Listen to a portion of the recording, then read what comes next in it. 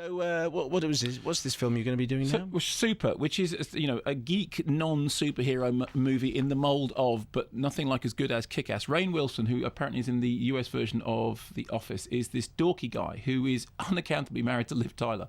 Liv Tyler is the recovering addict. Liv Tyler, why are you pulling that face? No, well, I was unaccountably married to Liv Tyler. That was fine, okay. And Liv Tyler is then taken away from him by Kevin Bacon playing a seedy character called Jacques. I like Kevin Bacon. He can do that. He really can. There's nobody seeds. Have you ever seen him in that fantastic film Where the Truth Lies? It was the Atomic Goin film. Nobody really liked it, but I thought it was really great. But he was just great as this kind of seedy nightclub entertainer, kind of Dean Martin sort of thing. Anyway, it's really good. Wasn't he the Hollow Man?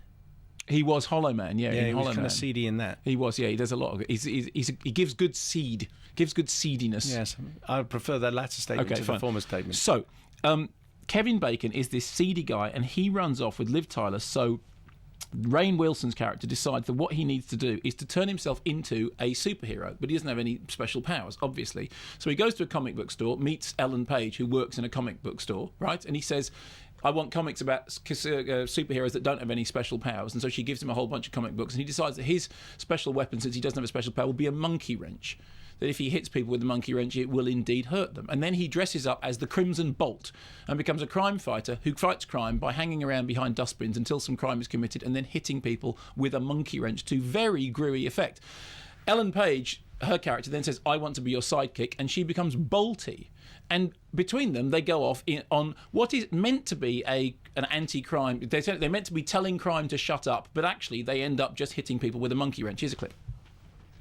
We did it! We did it! We totally beat evil!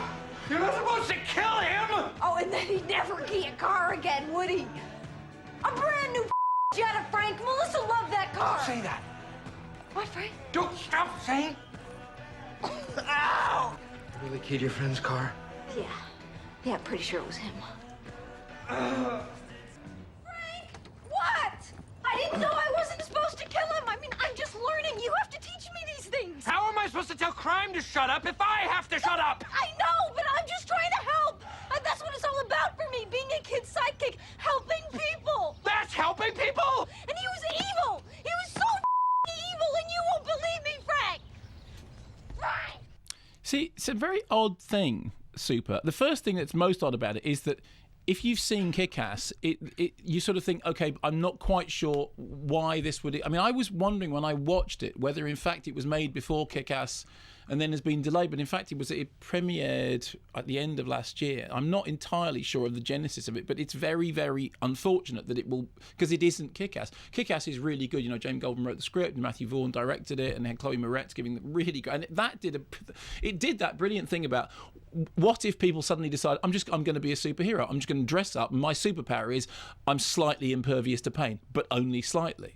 Well, this is kind of the same story, but done with a punky aesthetic. I mean, James Gunn made Slither before, and he has a sort of special effects splattery love of things, and the appeal of the movie, if there is an appeal to it, is the wildly misjudged tone of it. That it goes between, on the one hand, being, a slightly oddball comic book, goofy characters running around, to actual full-on, head-cracking violence that's quite yucky and deliberately nasty. And it's meant to constantly wrong-foot you.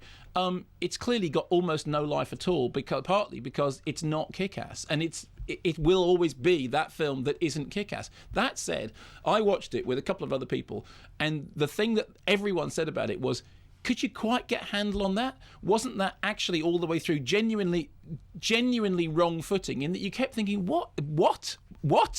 And Ellen Page in the middle of it all, who I like Ellen Page, and she is sort of sparky and she's good for me. The thing, it is wildly misjudged, and that is both the best and the worst thing you can say about it.